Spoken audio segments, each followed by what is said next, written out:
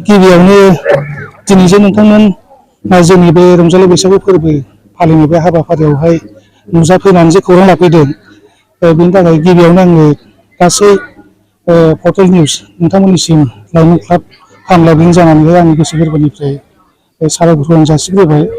दा हयथ' बाव फैनानै नोंथांमोना एसे फिल खालामफैदों खोमा आं बेखौ गिबियावनो साननानै लाग्रोबाय। थांखिया बेनो जे जोङो 1997 मायथाइनिफ्राय बे रंजालि बैसागु फोरबो बरायनाय हाबाफारिखौहाय खुंबोयै दिनै जों 27थि बेवहाय आगान होनाय जाहैबाय। बेखौ सानोब्ला नुगोन जे जों बेवहाय बे हाबाफारिखौ खुंबोनाय गोदान नंला, खोब गोजानानो जाबाय जों होननानै लानांगोन। थांखिया बेनो जे बे रंजालि बैसागु फोरबो बरायनायनि गेजेरजोंहाय जोंनि बे हगमाबल गामिनि रायजो जानाय बा फरायसाफोर बा जोंनि इयुन जोलैफोर बिसोरखौ जों गासैबो बिथिङावहाय जेरै सोलोंथाइनि बिथिङानो जा, गेलेनायनि बिथिङानो जा, बा बायदि बायदि बिथिङानो जा, हारिमुनि बिथिङानो जा, बे फारसे जों गुबुनफोर बायदि समानैहाय जों दावगालांनायनि फारसे माबा मोनसे जोङो बिसोरनो होनो हायो नामा, गिबियावनो जों बे नोजोरजोंहाय जों बे फेस्टिभेलखौ खुंबाय थानाय जादों। लोगोसे जे जोङो गामियावहाय गोदो जों नुयोमोन जे सिगाङाव जेब्ला जों नुयोमोन रंजालि बैसागु फैयोबा आलदा आलदायैहाय ग्रुप ग्रुप जानानै रंजालायनाय बा बैसागु जालायनायखौ जों नुनो मोननाय जायोमोन। दा बेखौ जों गासै खेबसेनो बोरैबा रंजालायनानै जोंनि गामिनि सुखु दुखु गासैबो बिथिंखौ सावरायलायनायनि मोनसे खाबुखौ जों लानो हायो नामा, गिबियावनो जों बे नोजोरजोंहाय जोङो बे फेस्टिभेलखौ जों खुंफुंबोबाय थानाय जादों। लोगोसे गारजेनफोरखौबो जोङो गावनि गथ' गथायखौहाय गावनि इयुन जोलैफोरखौहाय जोङो दानि बे दावगाफु जुगावहाय कम्पिटिटिभ जुगाव माबोरै जोंनि गथ'फोरखौहाय जोथोन लानांगोन, सोलोंथाइ फारसे जों माबोरै गियान होनांगोन, बेफोरखौ नोजोर बोनानै जोङो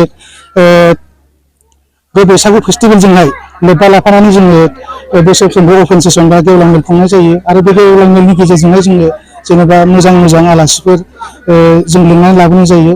जेनेबा सोलोंथाइ बिथिंनि फारसेनो जा, आबाद मावनाय बिथिंनि जा, बा हारिमु बिथिंनि जा, जों गासैबो बिथिंनि फारसे आलासि लाबोनायनिहाय जोङो एवारनेस होनो नाजाबोबाय थानाय जादों।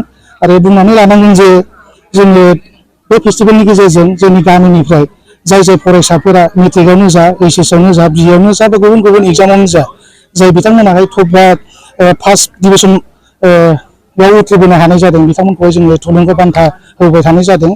जाहाथे बिथांमोननि गोसोआवहाय एसे थुलुंगा मोननायनि गेजेरजों आरो बिथांमोननि थुलुंगा होनायखौहाय जों थुलुंगा बान्था होनायनि गेजेरजों बिथांमोना जे साक्सेस जादों आरो बे जोंनि इयुन जोलैफोराबो बिथांमोनखौ फल' आप खालामबोयो, जों बेफोरखौ मिजिं लानानै जों बे फेस्टिभेल खुंबाय थानाय जादों।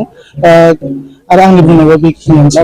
देग्लायनिखौहाय आब्रुथिया बेनो जे प्रग्राम सिटआव नोंथांमोना नायबा नुगोन जोङो गासैबो जेनेबा थुनलाइयारि बादायलायनाय जों बेखौबो लानाय जादों, स्पर्टस बिथिङाव फारसे बादायलायनाय जों बेखौ लानाय जादों।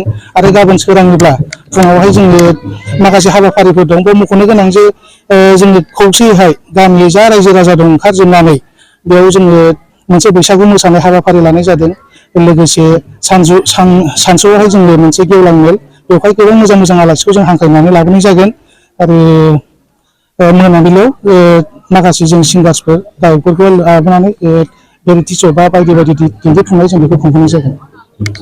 नैथि हाबाफारि बे जोबनानै थांबाय। थामथि हाबाफारियाव दङ जोंहा बगमाबिल खुंगा 27थि रंजालि बैसागु फोरबोनि गाहाय सायनासालि बेखेवनाय। आरो बे हाबाफारियाव बेखेवगिरि हिसाबै जोंहा हांख्रायनानै लाबोदों मुस्रि पुष्परन बर', बिथाङा जोंनि हगमाबिल गामिनिनो बिटिसि चेयारमेन। दा बिथांखौ हांख्रायनानै लाबोनाय जादों आरो। मा मा हाबाफारि लाफादेरनाय जादों? ओरैनो जोंहा हाबाफारि बायदियै गथ'साफोरनि गेलेनाय आरो हिन्जावसाफोरनि सियार खेला गेलेनाय आरो आइजोफोरनि दुरुं बोनाय आरो हौवासाफोरनि थाखाय थालिर गाखोनाय आरो आइजो माहारिफोरनि थाखाय हांसो खेला गेलेनाय आरो जोंहा लिटारेरि प्रग्राम हिसाबै दङ जोंहा खन्थाइ आवरायनाय आरो कुइस कम्पिटिसन आरो एक्सटेम्पर स्पिच आरो जायगायावनो खन्थाइ लिरनाय बादायलायनाय। बे आरो समनिफ्रायनो जों नुबोदों दि आवगायबोगासिनो जोंनि बे हाबाफारिखौ लानानै जोंनि हगमाबिल गामिनिफ्राय मोजां मोजां फरायसा ओंखारदों। फार्स्ट डिभिसन थांबाय थायो जोंनि बोसोरे मेट्रिकनिफ्रायबो ओइस एसनिफ्रायबो। आरो बोसोरफ्रोमबो जोङो बे हाबाफारिखौ जोंनि नैबे रंजालि बैसागु खुंनायजोंनो थुलुंगा बान्था महरै बिथांमोननो होयो। आरो जोंनि हगमाबिल गामियाव साबसिन आबादारि महरै सायख'नानै लानाय जायो। बे साबसिन आबादारिनो जोङो मान बिलाइजों लोगोसे 1000 रां होफानाय जायो आरो बगमाबिल गामियावनो जोंनियाव साबसिन गेलेगिरि हिसाबै सायख'नानै लानाय जायो। बे बिथांनोबो जोङो बान्था हिसाबै होनाय जायो आरो मोनाबिलियाव जोंहा भेरिटि श' जागोन आरो बे भेरिटि श'आव जोंनिनो मानगोनां मुस्रि सरिसमा बसुमतारी बे बिथाङा हारिमु मोनाबिलियाव बाहागो लाफैगोन। बेखिनियानो। मा मेसेज होनो लुबैयो साफ्रोम रायजो राजाफोरसिम गेजेराव साननैसोल'सै रंजालि बैसागुआ? बेखौनो आङो साफ्रोमबो रायजो राजाफोरनो खावलायनो सानो जे जोंनि बे बोसोरफ्रोमबो खुंबोनाय खनबै देग्लाय 27थि खेब जाबाय।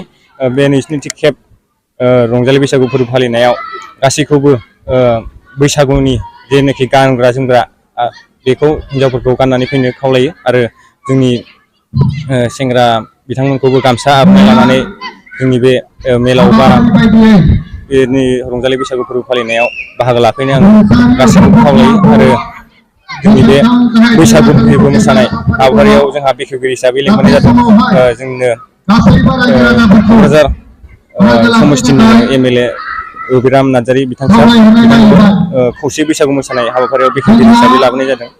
बिदिनो जोंनि बे गेवलां मेलाव गाहाय आलासि हिसाबै डक्टर बारहुंखा नार्जारि बिथां सारखौ लिंहरनाय जादों।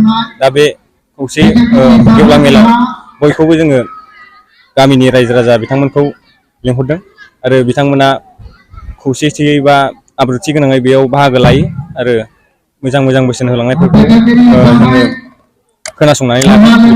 मोजां बोसोन होनायखौ